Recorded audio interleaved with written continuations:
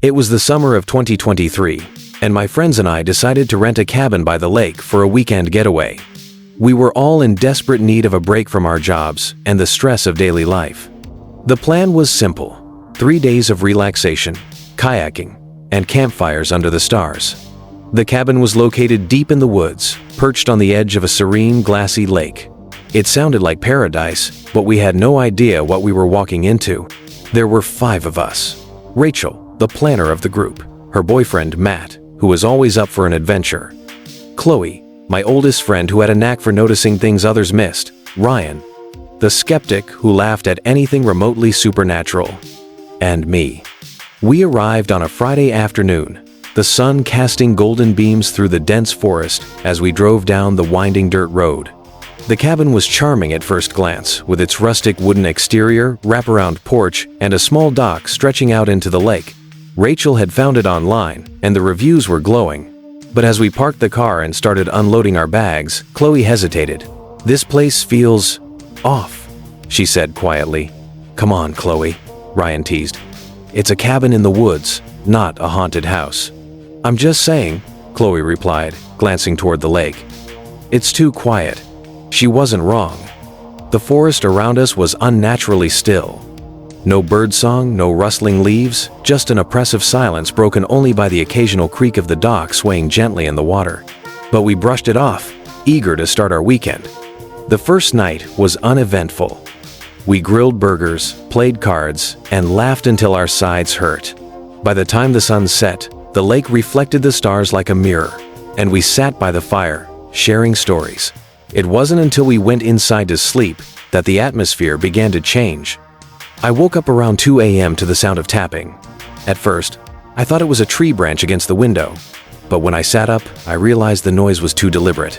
Tap, tap, tap. It was coming from the glass door leading to the porch. My heart raced as I strained to see through the darkness, but all I could make out was my own reflection in the glass. "Did you hear that?" Rachel's voice startled me.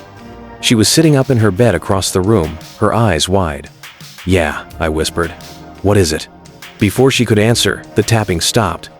The silence that followed was deafening, and we both sat frozen, listening for any hint of movement. After a few minutes, Rachel shook her head. "It's probably just an animal," she said, though her voice lacked conviction. The next morning, we mentioned the incident to the others. Ryan, predictably, laughed it off. "You guys are letting the woods get to you," he said, sipping his coffee. "This is exactly why I don't watch horror movies." But Chloe frowned. "Did you check the porch? Were there any tracks?" "I didn't think to look," I admitted. She stood up. "Let's check now." Reluctantly, we followed her outside. The morning sunlight did little to dispel the eerie feeling that hung over the cabin. When we reached the porch, we found nothing unusual, no tracks, no scratches on the door. It was as if nothing had happened. But Chloe wasn't convinced. "Something was out here," she said firmly. "I can feel it." Ryan rolled his eyes. "Maybe it was Bigfoot," he joked. We spent the rest of the day trying to shake off the weird vibes. We went kayaking, explored the woods, and even found a small waterfall not far from the cabin. For a while, it felt like things were back to normal. But as the sun dipped below the horizon, the unease returned. That night, the tapping came back. It started around midnight, faint but insistent. Tap, tap, tap. This time, it wasn't just Rachel and me who heard it. The sound woke everyone, and we gathered in the living room, staring at the glass door that led to the porch. "What the hell is that?" Matt asked, his voice barely above a whisper. "Probably an animal," Ryan said, though he didn't sound so sure anymore. Chloe moved closer to the door, her face inches from the glass. "There's nothing there," she said, her breath fogging up the window. It's coming from inside the glass." Her words sent a shiver down my spine. Suddenly, the lights flickered and went out, plunging the cabin into darkness. Someone cursed, and I fumbled for my phone to turn on the flashlight. The beam of light cut through the darkness, revealing our frightened faces. "We need to check the breaker," Matt said, grabbing his own flashlight. "I'm not staying in here," Chloe said, backing away from the door. We decided to stick together, grabbing flashlights and heading outside to find the breaker box. The air was colder than it should have been, and the forest felt like it was closing in around us. Every crunch of gravel under our feet made me jump, and I couldn't shake the feeling that we were being watched. When we reached the breaker box, we found nothing wrong. The switches were all in place. Matt tried resetting them, but the power didn't come back on. "This doesn't make sense," he muttered.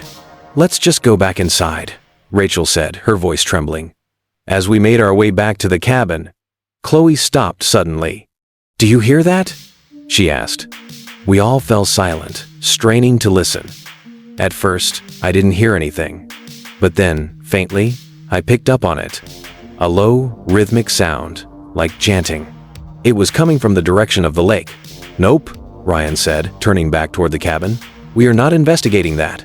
But Chloe was already moving toward the water, her flashlight cutting through the darkness. "We need to see what it is," she said. Reluctantly, we followed her. The chanting grew louder as we approached the lake, a haunting melody that seemed to vibrate in the air. When we reached the shore, we saw them. Figures standing in the water, their backs to us. There were 5 of them, perfectly still, their heads tilted upward as they chanted in unison. "What the—" Matt started, but Chloe shushed him. The figures didn't move, didn't acknowledge our presence. They just stood there, waist deep in the water, their voices carrying across the lake. My flashlight flickered, and for a moment, I thought I saw one of them turn their head toward us. But when the light stabilized, they were still facing away. "We need to go," Rachel whispered, clutching my arm. No one argued. We backed away slowly, trying not to make a sound. When we were far enough from the shore, we broke into a run, not stopping until we were back inside the cabin. We locked the doors and windows, barricading ourselves in the living room. "What the hell was that?" Ryan demanded, his usual bravado gone. "I don't know," Chloe said, her face pale, "but I think they saw us." The rest of the night was a blur of fear and paranoia. Every sound, every shadow, set us on edge. None of us slept. When dawn finally broke, we packed our things and left without a word. As we drove away, I glanced back at the lake. The water was calm, undisturbed, as if nothing had happened.